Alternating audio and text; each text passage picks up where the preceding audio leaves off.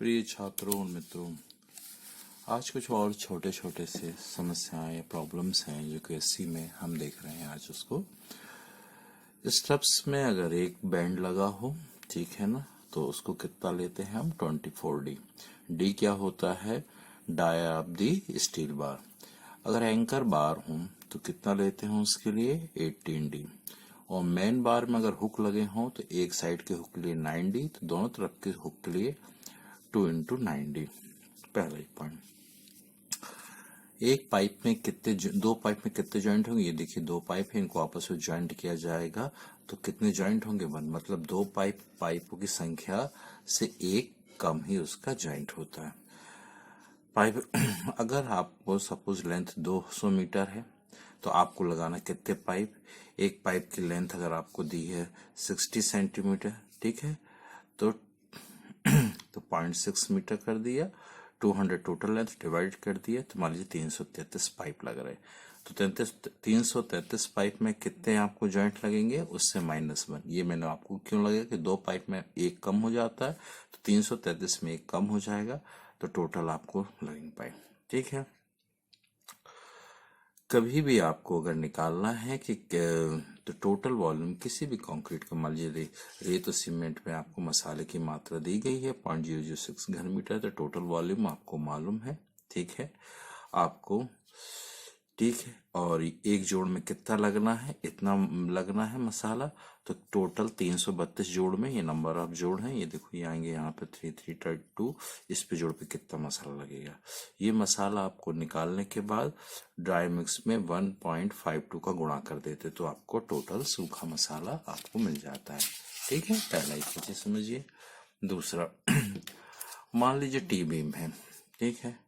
T beam में मालिक question में दिया गया है नंबर ऑफ बीम टी है, लंबाई में 6 मीटर लंबाई पे 8 मीटर लंबाई पे लग रही है, तो 8 इंटू एक की दीवार प्लस दूसरी दीवार। आप यहाँ देखो, 8 मीटर लंबाई पे टी बीम है, 1 2 3, तो टोटल लंबाई कितनी हो जाएगी? यहाँ से यहाँ तक कितनी हो जाएगी?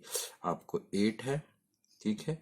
यहाँ से 30 सेंटीमीटर दीवार की लंबाई, 30 सेंटीमीटर दीवार की मोटाई, तो टोटल कितना हो जाएगा? 8.60, ठीक है। विड्थ कितनी है? 0.30। हाइट कितनी है? 1.50। हाइट कितनी है? तो ध्यान से देखो, टोटल क्वेश्चन में दिया है टोटल जो टी बीम की जो हाइट है वो है 30 सेंटीमीटर, पर स्लैब की मोटाई कितनी है? 15 सेंटीमीटर, तो नीचे बचेगा कितना? 15 सेंटीमीटर। यहाँ से यहाँ तक 30 है, अगर स्लैब की मोटाई 15 सेंटीमीटर है तो बचेगा कितना? 15 सेंटीमीटर। तो आपके पास ये आ गया, मल्टीप्लाइड करेंगे 3 का, आपको वैल्यू मिल जाएगा पॉपुलर, ठीक है। कैसे आया? 8 था, 8 मीटर आपको सीधे यहाँ से आता है, यहाँ 30 सेंटीमीटर, यहाँ 30 सेंटीमीटर, टोटल आपकी लेंथ आ गई थी। ये एल कैसे निकला ये यहाँ पे मैंने समझाया, ठीक है। तो ये पॉइंट हमने वास्तव में अभी कितना लिखा है? देखो 30 सेंटीमीटर चौड़ाई है और ऊंचाई कितनी है? 15। तो 30 सेंटीमीटर चौड़ाई है, ऊंचाई कितनी है? 15। और ये लंबाई की बीम में तीनों कितनी? तीनों बीमों की लंबाई अपन ने निकाल दी। तो इस वाले पोर्शन का हमने कंक्रीट निकाल दिया, पर ऊपर वाला पोर्शन भी है, ठीक है ना। ऊपर वाले पोर्शन को हम सीधे कंक्रीट के साथ निकाल लेते, पूरी स्लैब के साथ निकाल लेते, ठीक है। तो टी बीम को हमने दो पार्ट में बांटा, एक ऊपर वाला पोर्शन है जो फ्लैंज है उसको स्लैब के साथ जोड़ दिया गया, और नीचे वाला पोर्शन जो बेब है इसका निकाला। बेब की चौड़ाई कितनी, लंबाई कितनी होगी? 8.60, 8 प्लस 0.3 प्लस 0.3, इसकी मोटाई कितनी है? 30 सेंटीमीटर है, और इसकी ऊंचाई कितनी है? 15 सेंटीमीटर है। अब स्लैब, तो पूरा स्लैब का हम एक ही बार में निकाल लेंगे। देखो 10 मीटर हॉल की लंबाई हो, चौड़ाई आपको कितनी दी गई है? 8/10 दी गई है, ठीक है। 8 से तो 10 मीटर में भी क्या? 10 मीटर, एक तरफ की 30 सेंटीमीटर उसकी चौड़ाई, एक तरफ 30 सेंटीमीटर चौड़ाई, 10.60, ठीक है। और अब स्लैब का निकाल रहे हैं आपको, तो स्लैब की पूरे एक तरफ से कितना? 8.60 हम बता ही चुके हैं। स्लैब की कितनी उसकी डायमेंशन 8.60, और स्लैब की चौड़ाई कितनी बचेगी? ऊपर से नीचे तक 30 सेंटीमीटर दिया है, हम नीचे से बेब 15 सेंटीमीटर घटा देंगे तो बेब का कितना बचेगा? 15 सेंटीमीटर। इसे निकाल लेंगे। पहले टी बीम के बेब का हिस्सा ले लें, ऊपर का हिस्सा फ्लैंज स्लैब में ले लें, ठीक है। स्लैब में ले लिया, स्लैब में माना जाएगा, ठीक है। केस 2, मान लीजिए ये रॉड है, ये यहाँ तक बीम है, तो ये वाला हिस्सा कौन सा कहला जाएगा, साइड कवर। इसको क्या बोलते हैं, पार्श्व आवरण या साइड कवर। और ऊपर और नीचे का हिस्सा, ये देखिए ऊपर और नीचे का हिस्सा, ये अप कवर और डाउन कवर माने जाएंगे। समझ गए। पार्श्व आवरण से मतलब है जहां से ये हुक है, हुक के बाद से बीम के लास्ट तक का डायमेंशन, या हुक के बाद से बीम के लास्ट तक का डायमेंशन, ये कहलाएंगे दोनों साइड कवर। और अगर ऐसा कॉलम है या कोई ऐसी बीम है, ये अपने स्लैब का देखा, तो इसके ऊपर वाला हिस्सा अप कवर, नीचे वाला हिस्सा डाउन कवर।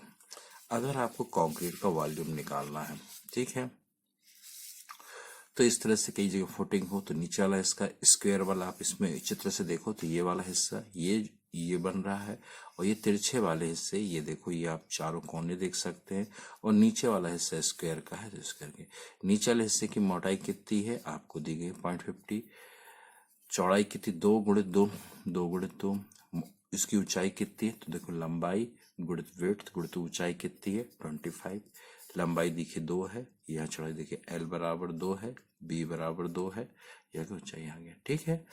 पर अब ये तिरछे हिस्से का निकालना है, तो इसको कैसे निकालते हैं, H/R। H कितना है ये देखिए आप, यहां से लेके हाइट कितनी है 0.60 है, ठीक है।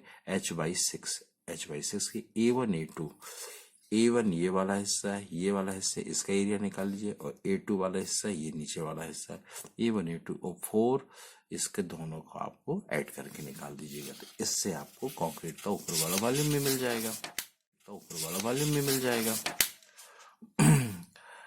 अगर आपको सिंपल कीजिए कैलकुलेशन देखना पड़े इस तरफ के कि नंबर ऑफ स्टील बार निकालना है, स्लैब की लेंथ कितनी है 6 मीटर है, और सेंटर टू सेंटर डिस्टेंस कितना है स्टील बार के 10 सेंटीमीटर हो, तो सबसे पहले स्लैब की लेंथ में से दोनों साइड कवर घटा दीजिए, ठीक है, घटा दिए आपने, नहीं दिए तो आप मान लीजिए।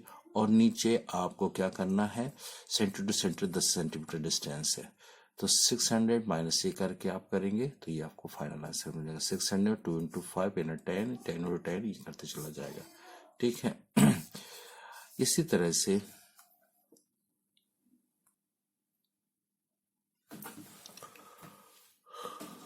किसी भी स्टील बार मान लो लेंथ, स्लैब में तो हम देख ही चुके हैं, स्लैब की लेंथ कितनी दी गई 6 मीटर, तो 6 मीटर ये स्लैब की लेंथ मान लो दी गई है।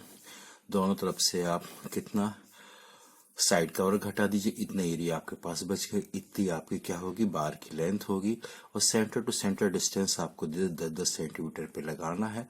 तो कैसे लगाएंगे, 600 से 2 साइड कवर आप घटाएंगे, सेंटर टू सेंटर डिस्टेंस करेंगे, +1 एक रॉड और ऐड कर देते हैं, यहाँ पे पास वैल्यू आ गई।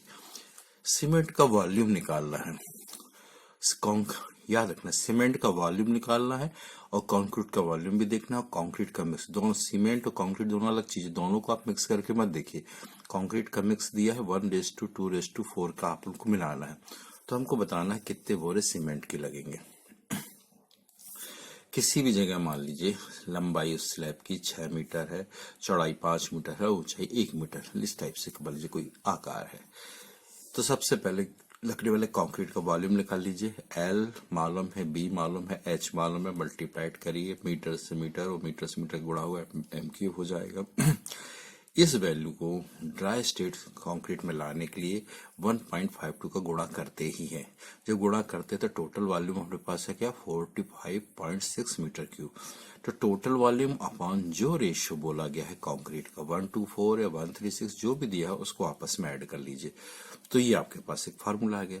सीमेंट क्या है, इस फार्मूले के हिसाब से 1 होगी, कोर्स सीमेंट सैंड कितनी होगी 2 की, तो सैंड के लिए देखिए इसी फार्मूला टोटल वॉल्यूम अपन 1+2+1+2+4 इन में गुणा करिए 2 का तो सैंड आ जाएगा, और 1+2+4 यही टोटल वॉल्यूम में गुणा करेंगे कोर्स ग्रेड का 4 का, तो इसका वॉल्यूम आपको निकल आएगा।